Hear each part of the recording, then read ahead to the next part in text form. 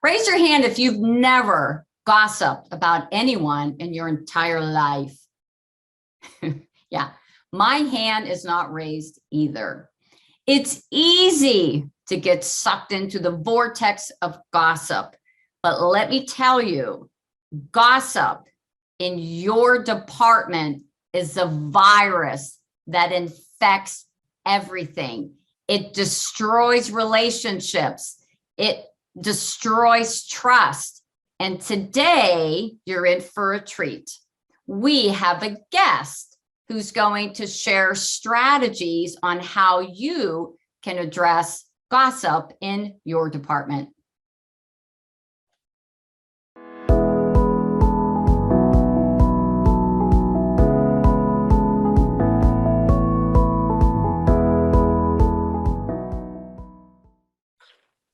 Hi, my name is Dr. Renee Thompson. I am the CEO and founder of the Healthy Workforce Institute. Welcome to Coffee and Conversations about Bullying. Today, we have a special treat for you. We have as a guest our very own Dr. 𝗵𝗂𝗿, who's going to be talking with us about this problem that shows up pretty much every day in healthcare, and that is gossip. So Mitch, thank you so much for joining us on our show today. And maybe you can tell the audience a little bit more about yourself and what you do. Great. Thanks, Renee, for that wonderful introduction. My name is 𝗵𝗂𝗿. I'm an organizational psychologist, and I'm one of the consultants, delighted consultants with Healthy Workforce Institute. And my area of specialization is how to engage respect in organizations so that everyone understands that it impacts the patient experience, team performance, and our own personal well-being. So absolutely. I'm pleased to be here, Renee. Oh my gosh, we're so excited to have you. So Mitch has been with our team, I guess for about what, 4 years now? Yes, absolutely. It's been about 4 years. And at first, we utilized Mitch's expertise anytime we had an organization reaching out to us and their issue was physician incivility. And like, when I think of physician incivility, that was all Mitch. Well, Mitch has a plethora of other expertise, and now Mitch and I are doing a lot of work together. Mitch is a published author. We'll put the names of his books in the notes below, and he's just a wonderful keynote speaker and a partner as a consultant with us here at the Healthy Workforce Institute. And it was funny because we were talking about this on a live call that we had with a group of the leaders who are enrolled in our academy. The topic of gossip came up, and we had this wonderful conversation about gossip. And Mitch had some really great strategies on how you can address gossip. And that's why I invited him to the show today. But I want to first start by asking you, Mitch, all right, what is gossip? Because people ask me all the time too, how do I know if it's gossip or venting or somebody just, complain? Like, what is gossip? So maybe you can start there. Sure, Renee. Gossip is something, first of all, that many people do. And it's a communication about humans and what we do that involves three people. It involves the sender, the receiver, and a target of that gossip. Mm-hmm. And interestingly, often the target is either unaware or absent that someone is communicating about them. What's interesting is, why in the world does it go on so long? And as an organizational psychologist, there's a term that I use called secondary gain. Mm-hmm. And what secondary gain means is that, think about the last time you've gossiped about someone. Let's be real, sort of Joan Rivers, can we talk? We've all gossiped at times. And so secondary gain is about, you're sort of talking about this person. Can you believe the way she just talked to that nurse leader? And we're licking our chops saying, oh my gosh. And that secondary gain is the reinforcement we get by talking about the person. You are so right. And I often think that sometimes, and wouldn't you agree, Mitch, that it's if I'm gossiping about someone else, it makes me look better and feel better about myself. Exactly, because we're doing that with at least one other person and sometimes more than one other person. And it makes us feel good, like we're part of this team. But the unfortunate circumstance is it really breaks down team performance. It does. And I often refer to this, you said it takes 3 people, is I refer to it as triangulation. I have a problem with you, Mitch, but I don't say anything to you. I go complaining to Ashley about you. Yes. And I'm like, oh, that Mitch. And so it's a triangulation instead of me having an honest and respectful conversation with you. Exactly. So what you hit the nail on the head, Renee. It's covert incivility. Yes. It's getting your anger out in what I call crooked ways. You stab someone in the back and you smile at the same time when you see them. No, you're so right. And we know that this is happening. It's actually one of the most common behaviors that when we're working with clients, people will say is happening in their department. So when we look at how do disrespectful behavior show up? Gossip is always one of the top, few that people will actually say is happening. So I don't know though, you're a researcher. Can you quantify, like, how prevalent is gossip? My gosh, it's amazing, Renee, the research by psychologists about gossip, because it's destructive. In one 2-stage study that they did with 173 employees, they found, first of all, that it impacts organizational trust. Believe it or not, even though we're gossiping about a person, there's less trust in the organization. In terms of prevalence, one study found that 21% of employees regularly participate in gossip. And they also found in another study that 65 hours of wasted time per year per employee as a result of gossip. Per employee, 65 hours. So, and each average gossip session lasts 15 minutes. It's one of these hidden topics and hidden practices that organizations really need to do something about. On the positive frame, Pearson and Porath, great researchers, found that the number one behavior that people look for in a leader is respect. And not even informal leaders. We're talking about, nurses and physicians and lab technologists. We all lead in our own ways. And the number one behavior that people look for is respect. And gossip is disrespectful behavior. Oh, it ruins respect and trust. And something Mitch and I do together with some of our clients, we we sometimes call it department norms, compact of professional behaviors. But this is how we treat each other in this space. This is how we always want to be treated by each other and how we never want to be treated by each other. And I always, when I'm working with a group, I always start by sharing what's most important to me. And that is, if I've done something wrong, if I disrespected you or was rude to you in any way, or if I've missed something, talk to me, not about me. Exactly. Come to me. But I think, to your point, it's that covert, I'm not going to say anything to you, but it's easier for me to just talk about you behind your back.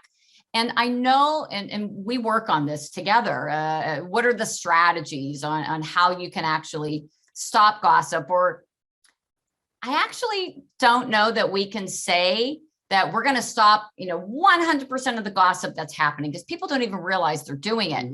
But how can we work on reducing gossip? So basically, Mitch, is all right. We know what's out there. We know how bad it is. It destroys the team, respect, trust, all those things. We spend a lot of hours, gossiping. What are we going to do about it? So maybe you can provide a couple of really great practical strategies for our audience. Absolutely. And I want to reinforce what you just said about, stopping it.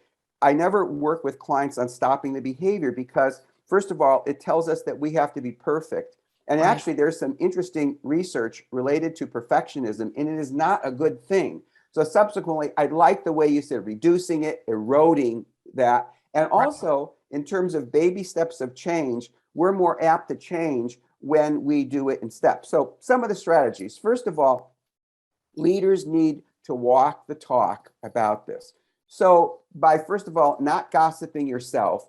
And Right. secondly, making sure that at team meetings, you talk about various kinds of destructive Mhm. influences. You know, it's interesting. At our team meetings, we have all these agenda items. And one of the strategies I say to leaders is take 5 minutes and let's talk about one positive thing that someone witnessed this past week. And without giving any names and not being passive aggressive, what is an obstacle that you witnessed that you want to talk about? And Mhm. gossip may be one of them. So that's one strategy. No, That- and go to your ahead. point, I've been in situations where the leader is the one who's gossiping, Mhm. especially, and this is what I find to be very common. I was a bedside nurse, so you were my peer, and now I've been promoted to the manager, and now I'm your boss. But I still have my friends Mhm. who were, I used to work with. And it's easy for then the leader to kind of get pulled into that that friend situation and gossip about some of the other people in the department. And that is, it will destroy respect in the team. I agree. Interestingly, I didn't think about this strategy, but you just helped me. You helped me remind myself of one, and it's on the research on goal formation. And when we make a goal public to someone, public could be one person, Mhm. or it could be the team. In this instance, the leader. When the leader says, "I'm going to make a concerted effort to not gossip as well," that means that there's going to be a higher probability they're going to do that because they've made the goal public. Right. Yep. You So- verbalize it. Mhm. And verbalize. So the second strategy, and this may be some of the most important, one of the most important strategies, how do we extract ourselves from gossip? And the way I like to share this is, first of all, don't point your finger at someone saying you shouldn't gossip. Let's just say you've been part of this gossip about this one person. And it doesn't matter, by the way, gossip can be true or not true. Right. It's still gossip. Right. So, and you say something like this: "I know I've been part of these conversations in the past. I don't feel good about myself Mm. when I engage in these conversations. So respectfully, I'm not going to be part of these conversations in the future." Wow. It's so powerful, and people may react negatively, and you have to be prepared for that. But it Sure. is a very respectful way to say, "I'm not involved in this in the future. I don't feel good about it, and I'm not pointing my finger saying what you should do. I'm talking about me." Mitch, that is beautiful on so many levels. And as you said, so powerful, because you're right. It's not like, oh, you guys are gossiping and then I'm not going to be a part of that anymore. Well, you were a part of it yesterday. So it avoids that type of confrontation by you saying, like you're admitting it. I know I've been a part of this in the past. Mhm. And I think the most powerful thing that you said was that I don't feel good about myself. Like I don't feel good when I'm involved in this type of conversation, and I'm going to remove myself. I think that is so powerful because you're right. It puts the ownership on you. It's not putting blame on anyone else. So I love it. I love it. Thank you. Another strategy is, and you mentioned this earlier with the compact of professional behaviors. This is where exactly the team or an organization, many people get together and talk about what are the things that we always want to see and witness, and what are the things we never want to witness, and then incorporating that into the themes of this compact of professional behaviors. And it is interesting. I would bet in almost 100% of the clients I work for, gossip comes up, and I have a compact here, and this is what we don't support. This client with over incivility says, "We don't support gossiping about others, Yep. whether true or not." So it's now out there in the open. Yep. And to your point, it's everybody comes together and you create this and you make an agreement with each other that we are not going to engage in this type of activity in the department, because as we've been saying, it destroys the team and the relationships and the trust that people have. Exactly. But it's you have to have that spelled out somewhere. I laugh all the time because, as you know, we work mostly with leaders, and the leaders will get frustrated and say, I don't understand why, they just all can't get along or treat each other as professionals. They act like they're in, some people act like they're in middle school. And I always say, you can't assume adult professionals know how to behave. You have to guide them. You have to teach them. You have to engage them, and having sometimes these uncomfortable conversations about conduct, about behavior. And gossip is one of those that everybody has experienced it and contributed to it. So it's a great absolutely right. To start. One strategy that I learned from you is what you've called keyboard courage. Oh, yes. And keyboard courage is, I learned from you, is not a good thing. It's where we gossip about someone on social media. And when the person is not there, or when the team is not there, but you have all these participants from social media, and now you have the courage to gossip about someone, and maybe you don't use their name, but let me tell you about something that happened at work today, and word gets out. So subsequently, what I learned from you is to avoid keyboard courage. Yes, this is coming up a lot. We actually may do a whole episode just on this type of behavior. It's passive aggressive. It's sharing something, saying something really disrespectful about a coworker in some type of online format. It can be email, it can be social media. That's where we see it a lot. It can be via text message. And what I always say is, it's so much easier to blast someone when you don't have to look at them in the face. And so you get this courage, okay, behind a keyboard, and you're like, oh, I'm going to zing this person and zing that person. But if you had to have that same conversation with them face to face, you would be reluctant to do that. Absolutely. So let me give you the final strategy. It's the apology. And one of the things is, sometimes people will say to me, this person knows that I've gossiped about them, and how do you do the apology? And what I've learned from the research is that the typical way we apologize in Western cultures, we say, I'm sorry, but, and communication experts have found what comes after the but is often regarded as the excuse. So here's the 4-step apology. First of all, you share what you did in the past. And this takes courage to do. And if you're talking with the individual that you gossip about, I want you to know, and you know, that I've talked about you in the past. That's the first thing. You own that. The second is the impact to that individual. I know that you have less trust in me now. That's the second part, the impact. The third is the apology. Now you may say, I apologize. I'm sorry. No but. The fourth, and this is the hardest to do, the rectification. I want you to know that I have extracted myself from these conversations, and I want to build this relationship with you. So that's the 4-step apology. Amazing, because a lot of times we give an insincere apology, but don't you think, Mitch, more often we don't apologize at all because we think, oh, they'll forget about it. When somebody's done you wrong, you never forget. And I always say it's never too late to apologize to someone. It's never too late, and the person can accept it or not. Right. You've done your due diligence, and the most important piece is that rectification. Yes. So if you vow not to do gossip about this individual and you're doing it again, remember, you've just made your goal public to this person. So there's a higher probability you're going to achieve it. Right. I don't know, Mitch. I see this 4-step apology in the Healthy Workforce Institute's future sort of resources. Yes, let's do that. And maybe we could have a future session on the apology. I think that would be a great idea. So thank you, Mitch. All right. So My we're going to pleasure. wrap things up.